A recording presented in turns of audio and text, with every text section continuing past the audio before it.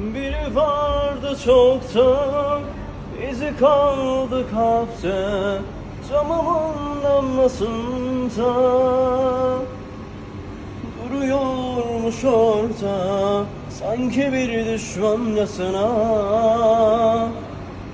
Sevemez misin, aşkı bağlayamaz mı gönlümün bahçesine? Kanatım kırıldı bak, yağmurum ol ya yüzüme. Tükendim çok, yaraları açar, dağılıyor içimdeki duman.